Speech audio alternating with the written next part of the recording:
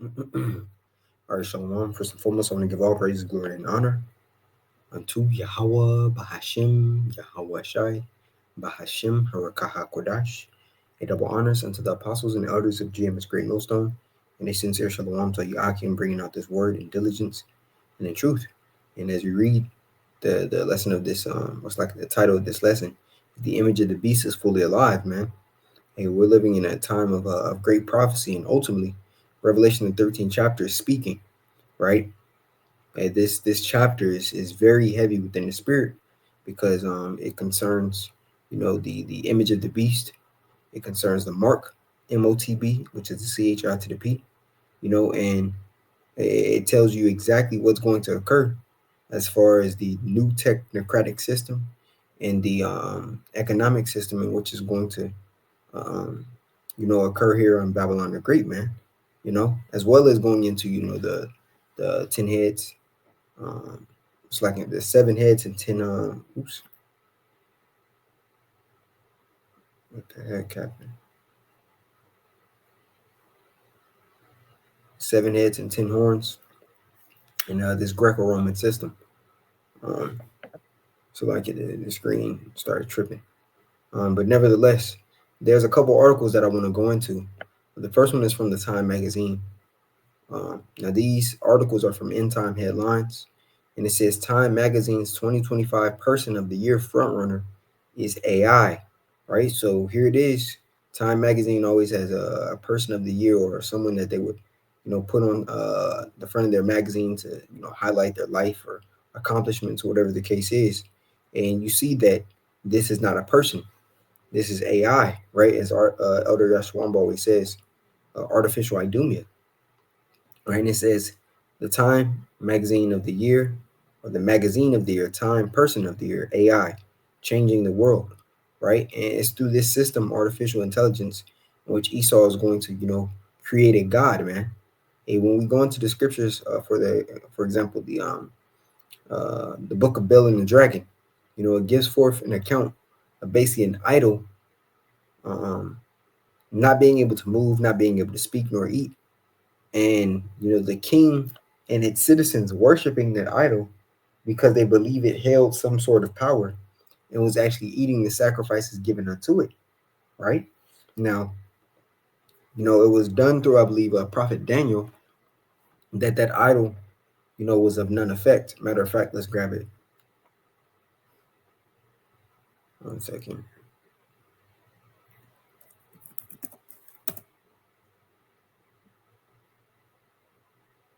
Off the screen.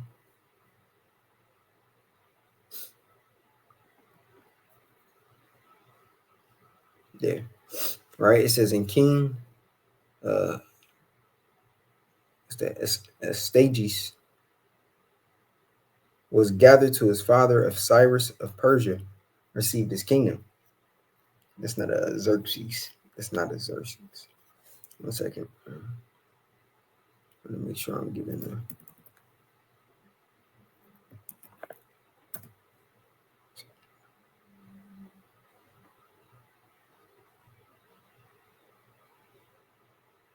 Yes, the son of Xerxes.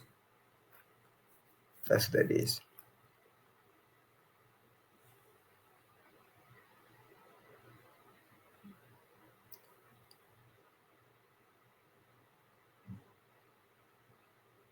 Cyrus the Great was his grandson. Just getting a little history on it. He was the last king of the Median Empire, right? So it says, and King Astyages was gathered to his fathers, and Cyrus of Persia received his kingdom. And Daniel conversed with the king and was honored above all his friends. Now the Babylonians had an idol called Baal, and there were spent upon him every day 12 measures of fine flour and 40 sheep and 6 vessels of wine. And the king worshipped it and went to it daily to adore it. But Daniel worshipped his own power. And the king said unto him, why doest thou not worship Baal?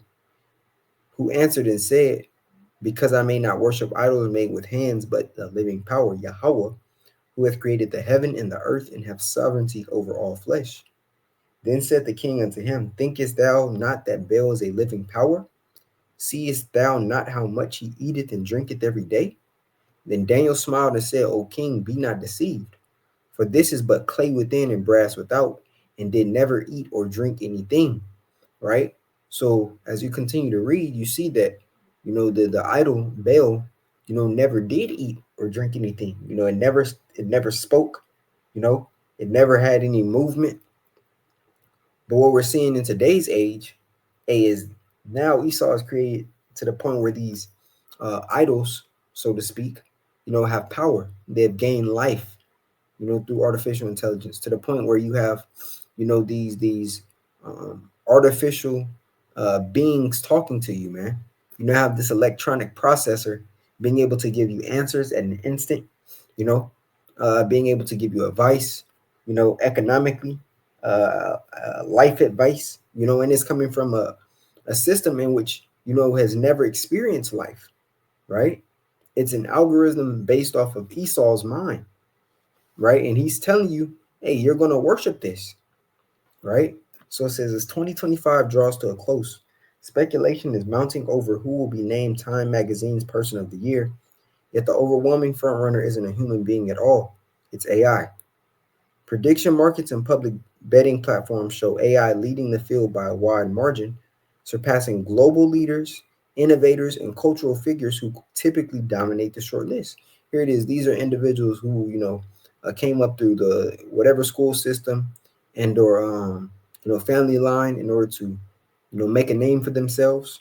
And all of a sudden you have AI, something who isn't even, physically alive, dominating that margin, and they're trying to put its face, right, or its image, as the face of person of the year, which Esau is blatantly showing you what he's trying to establish, right? When you watch the shows like the Animatrix, right, or the movies like the Animatrix, so on and so forth, all these dystopian type films, it clearly shows you that Esau wants a world merged with man and machine. Hence the word and I'll grab it here.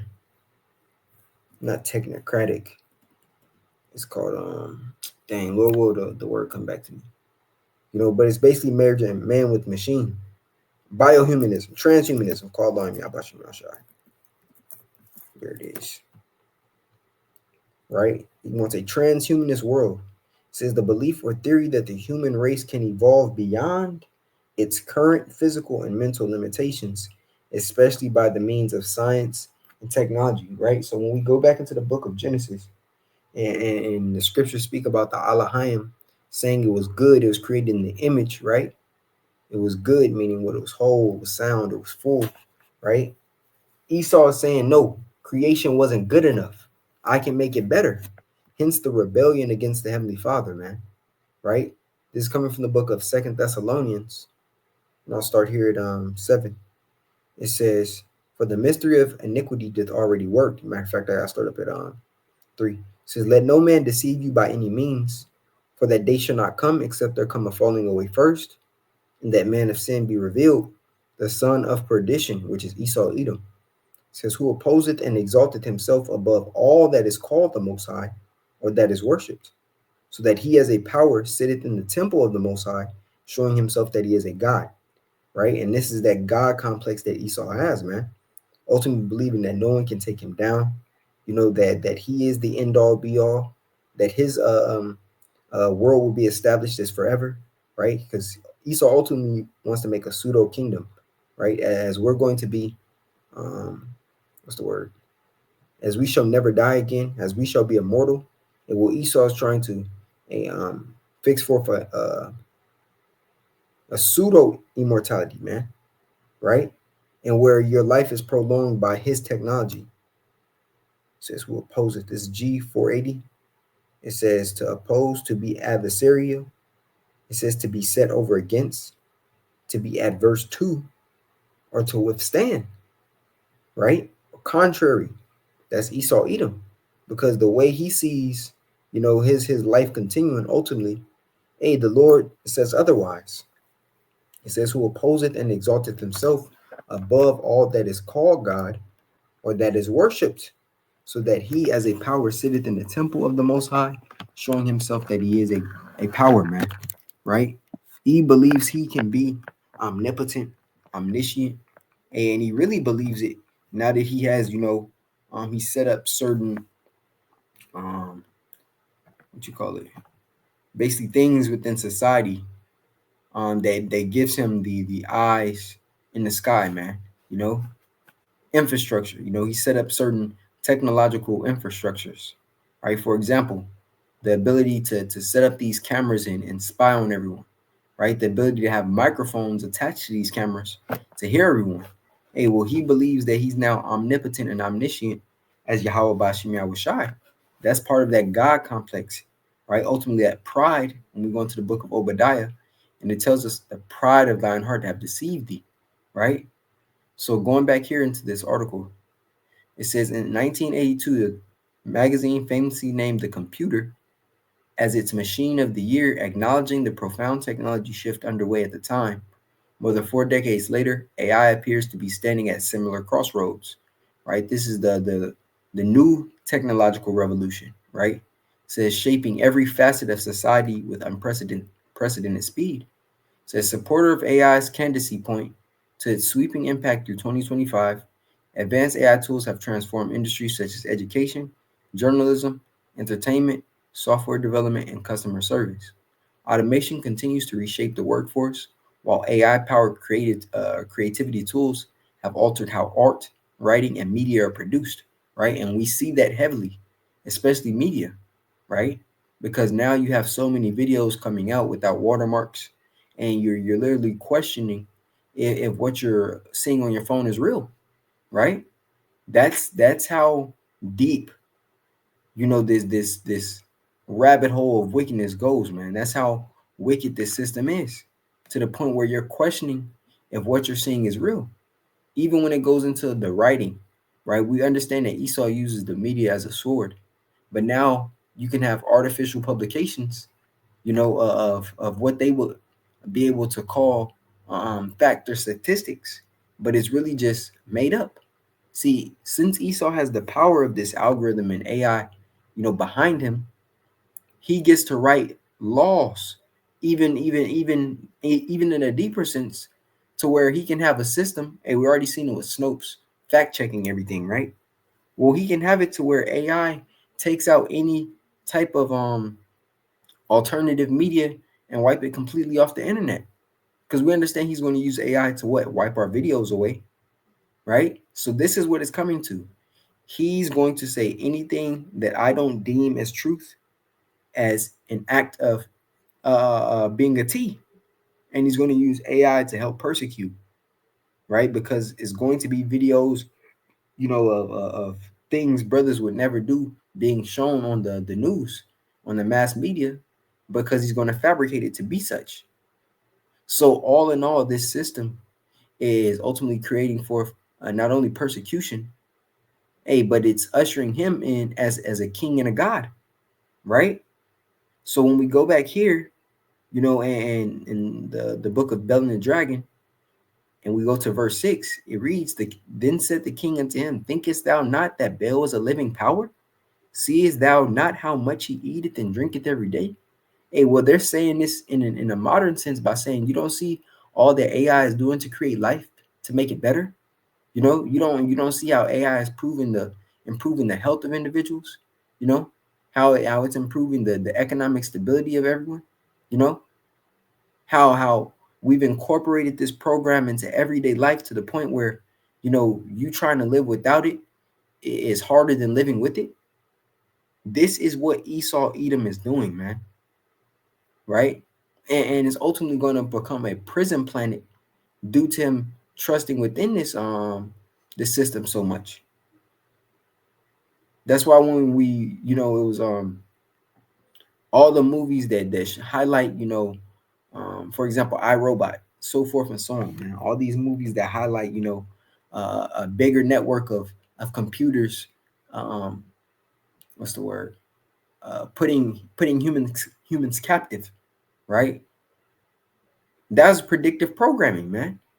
Because E is going to allow this system to monitor you to the point where he can essentially take his hands off everything and just allow the program to run, right? While he just continues to rake the world of its resources, you know, as he continues to just have people as slaves, you know, he'll be the head over the system.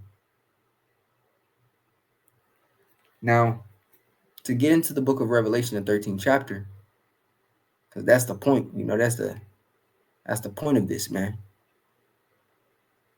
The Lord he's giving us the forewarning of what's to come, ultimately through a testimony of Yahweh Shai, which is the spirit of prophecy. It's Revelation 13, and I'm gonna start here at 13. It's like 11. It says, and I beheld another beast coming up out of the earth, and he had two horns like a lamb, and he spake as a dragon. Right, another beast speaking of the Roman Empire, which is the revitalization of the Roman Empire, which is Babylon the Great, you know, America. Right, it says, and he had two horns like a lamb, representing two power structures, two-party system, the ancient plebeians and patricians, which is now your modern day Democrats and Republicans. And it says, and he had two horns like a lamb, right? He gave the appearance of docility coming from that two-party system.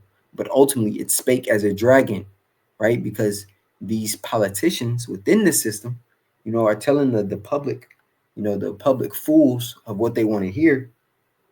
They're not even understanding that whether it's the left wing or the right wing, it's still the same monster. You know, it's still the same demon to oppress you. And ultimately, what he is doing is he's having the AI, artificial intelligence, you know, to be incorporated within this two-party system, to where, you know, certain politicians, you know, are signing off laws. Matter of fact, I have this. I'm not gonna be able to go into all these articles. I have about 4 articles up right now, but I want to share this one because it, you know, it links perfectly with it. It says Trump will sign an executive order to stop states from regulating AI. Right? President Donald Trump said he would approve an executive order this week establishing one rule. Bam. Right? So going back to Revelation 13, right? It says two horns like a lamb and he spake as a dragon. Right? These two horns aren't actually enemies, right? They're a conglomerate for the elites, right? They're ruling from both sides.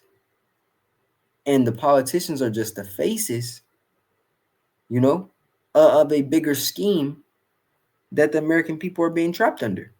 That's why Trump said he would approve an executive order this week establishing one rule on AI aimed at limiting state level policies regulating the technology. He's a face for the elites, right, of the policies that they want to implement, and saying what one rule is what one world order, new world order. Under who? The elites. I'll be doing a one rule executive order this week. You can't expect a company to get 50 approvals every time they want to do something. Meaning what? Whatever you know, law that the elites want to push under this AI platform, this revitalized what you call it? Um uh the revitalized, I can't think of the name. Lord will comes back. Basically like the industrial revolution or the last revolution, right?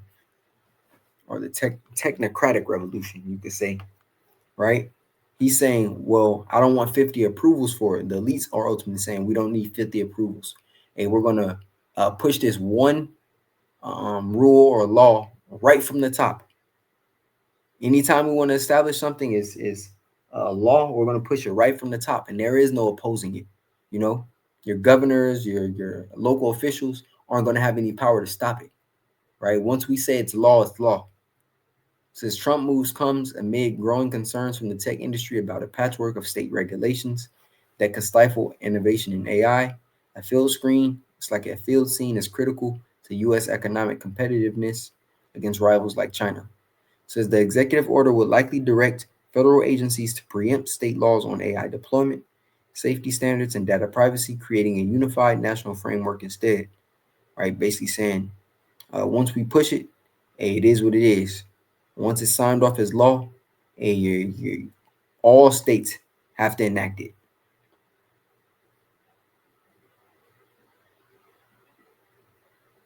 says critics, including civil liberty groups and some Democratic lawmakers, argue that a single federal rule risks undercutting robust protections against AI biases, deepfakes, and job displacement. And that's just the truth, man. Right? But it shows you that E is running very fast, as the scripture says. He knoweth that he have but a short time, so he's trying to place everything into effect so that he can try to establish his world dominance, man. So he can try to establish his Novus Ordo Seclorum, or his New World Order, right? But we understand what the scriptures say as far as E trying to fully set forth that enterprise. The Lord is only going to allow him to get it into a certain height before he overthrows him, right? But to get back to the point, Revelation 13 and 11, well, 12 now, says, and he exercises all the power of the first beast before him, and causes the earth and them which dwell therein to worship the first beast whose deadly wound was healed. And this is speaking about the ancient Roman Empire, right? That deadly wound was healed ultimately through, the rebirth, right? The Renaissance period to now, and you have a technological renaissance, a technological rebirth in Babylon the Great. This beast, right? Going into the toes mixed with the miry, the iron and clay, right? Right, and they're exercising that power through what? Through force, telling you you have no choice but to accept this. This is where we're at, right? It says, and he do a great wonder so that he maketh fire to come down from heaven on the earth in the sight of men, and deceiveth them that dwell on the earth by the means of those miracles which he had power to do in the sight of the beast, saying to them that dwell on the earth that they should make an image to the beast which had the wound by a sword and did live, right? And we see that image coming alive, man, right? We see the miracles in which the scripture was talking about, right? Making fire come down from heaven. Esau has due technology, direct energy weapons. He's able to manipulate weather patterns, so forth and so on, right? And we understand these were right-handed miracles done by the prophets. It's like Yahweh Shema Shah. For example, Prophet Elijah, he called fire down from heaven. Well, he is saying, well, we can do this too, right? We got that technology to do it too, man, right? It says, saying that they should make an image to the beast, which had a wound by the sword and did live. Let's go into this word image, right? Because it's not talking about no damn Caesar Borgia. Image icon, G1504. And it reads, an image, a figure of likeness, the image of the things, right? One in whom the likeness of anyone is seen, applied to man on account of his power of command. And that's exactly what it is. It's a representation, a resemblance applied to Esau on account of his power of command. The Lord has given him, this particular age or time to rule. And we see that he has his fingerprint in every facet of life, man. And it all leads back into death and destruction, whether it's the pharmaceutical industry, whether it's the educational system, whether it's the Hollywood industry. You can go on and on and on. The Food and Drug Administration, right? Every facet of life shows Esau wanting to destroy and to corrupt. It's all him trying to seize, man. I'll say it that way. To seize, be salty with it, right? It's all him trying to seize everything, including your souls. That's why in the book of Revelation, the 18th chapter, it speaks about the merchandise of Babylon. And at the end, it tells you what? The souls of men, right? So those are just a few of the facets of the image of the beast, man, right? 14, that was 14. It says 15, and he had power to give life unto the image of the beast. Let's go into that word life. This G4151, it says Nuyame. It says life, the spirit, the vital principle by which the body is animated, right? This is the rational spirit, the power by which the human being feels, thinks, decides, of the soul, right? A simple essence. It said possessed of the power of knowing, desiring, deciding, and acting. The life-giving spirit. It says used of demons, evil spirits, right? disposition of influence which fields and governs the soul of anyone, right? The efficient source of any power, affection, emotion, and desire, right? So E is giving life unto the image of the beast, or making it alive, but ultimately a animating, artificial intelligence, to the point where individuals believe it's a rational spirit or the power by which the human being or the AI feels, thinks, and decides. Ultimately, he's creating AI to be a god, right? He's creating AI to be a power in which you're going to soon worship, right? So giving life unto it, or giving it that command, that duty over you, right? That the image of the beast should both speak and cause that as many as would not worship the image. And who is this? Who is AI? You know, what algorithm, I should say, or whose morality does it mock, right? Because it's not mimicking or being subject to be under the rules and guidelines of the scriptures, right? It's being formulated or coded by an immoral being, man. His rules, his statutes, quote unquote, his commandments, right, are being modeled under this system, right? And we understand Esau being the basis of all men. Well, this system is going to support his lifestyle, right? It's not going to be adverse into how he lives. It's going to be basically a super Edomite. AI is going to become even more of an Edomite system, man, right? And you think life is unfair now?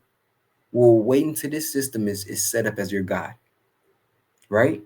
We know how persecutes you so-called Negroes, Latinos, Native Americans. Well, you think the system is going to, give you a fair shot? No, it is going to be far worse. It says, and he had power to give life unto the image of the beast, that the image of the beast should both speak and cause that as many as would not worship the image of the beast should be killed. So guess what? If you don't believe in the Mo agenda, hey, well, you're going to be persecuted underneath this artificial intelligence, right? And ultimately killed. Much like when we go into the decree of Antiochus Epiphanes, and it said, any Israelite consenting unto the religion of their fathers and not to the um what was it, and not to the commandments of the king, were to be put to death. If they caught any Israelite woman circumcising their children, you know, they were put to death, right? The baby and the son. It's like the baby and the mother. Well, it's the same thing today. It's a new decree being established, right in front of people's faces, and they have no clue. You're going to have to deal with this in your lifetime. It says, and he had power to give life unto the image of the beast, that the image of the beast should both speak and cause that as many as would not worship the image of the beast should be killed, right? So if you're not with the Mo agenda, guess what?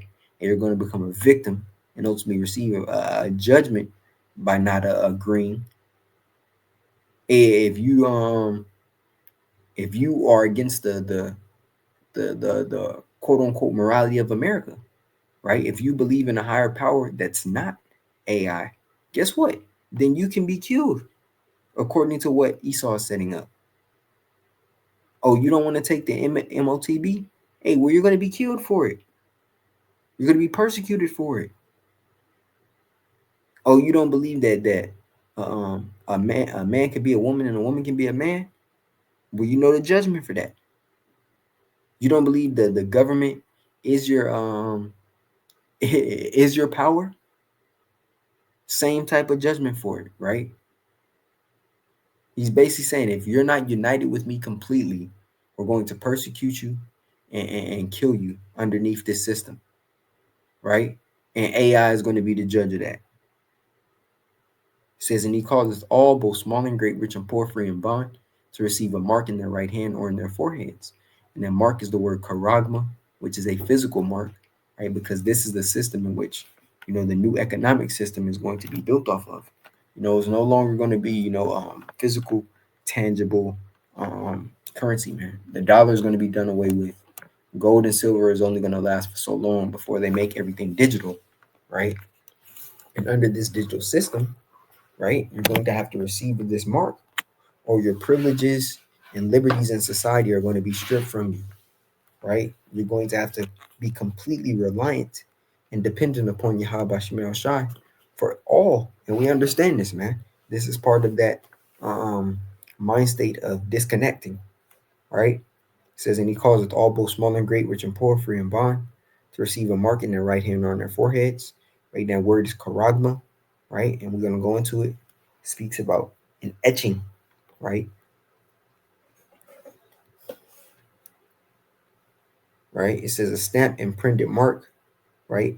A graving, scratched, something scratched, etched, a badge of servitude, right? And then you go into this root word, karax, which is a pale stake palisade, the instrument used in order to administer, that physical mark, right? Which is also known as the syringe, right? And you go into the root word of karax, and it's going to be graphos, the information stored within this device, right? Your birth, everything that you have a paper ID for, is now going to become digital, and that's what we're seeing a lot of as well, right? Here we go. Who outlines global plan for digital health tools, which includes AI and wearables, right? Here we go. Alaska advances AI-powered digital identity system linking identity and payments. This is part of the what? This is the mark of the beast right here, man. Right? So hey, it's the spirit. How about Shema Shai, did allow me to, at least show, the titles of these articles, even if I don't go all the way deep within them. You see how they line up perfectly for the system in which Esau is trying to establish upon the earth, which ultimately Yahweh Shema Shai is going to allow him to establish it, to an extent, right? Before he throws him down. But let's go into this word stigma, right? This 17, it says, and that no man might buy or sell, save he that hath the mark or the name of the beast or the number of his name. Here is wisdom. Let him that hath understanding count the number of the beast, for it is the number of a man, and his number is 666, right? 666, which goes into Kasai stigma. When you go into this word stigma, it's going to give even more understanding on what actually the mark is. This is a mark pricked in or branded upon the body. To ancient Oriental usage, slaves and soldiers bore the name or the stamp, right, to show their ownership. Stamp of their master or commander, branded or pricked, cut into their bodies to indicate what master or general they belong to. There were even some devotees who stamped themselves in this way with a token of their powers, mark, incised or punch, for recognition of ownership or the scar of service, right? And E is going to administer this MOTB soon, man. We're seeing that it's a gradual thing, but it is soon going to be made mandatory, right? You don't have to believe it, but watch, you're going to see. And if you have an Israelite camp who, what you call it, isn't warning you of these things, hey, then you're following the wrong man. You're following the wrong man. And ultimately, if you don't believe that the mark is a physical mark, hey, Yahweh Shema Shai is going to destroy you. Because it's plain. This is one of the plainest prophecies, most important and plain prophecy in the scriptures, right? You literally click the words in the blue letter and it gives you the understanding. But we also understand you have to have the eyes to see and ears to hear. Let's get the judgment on receiving this mark.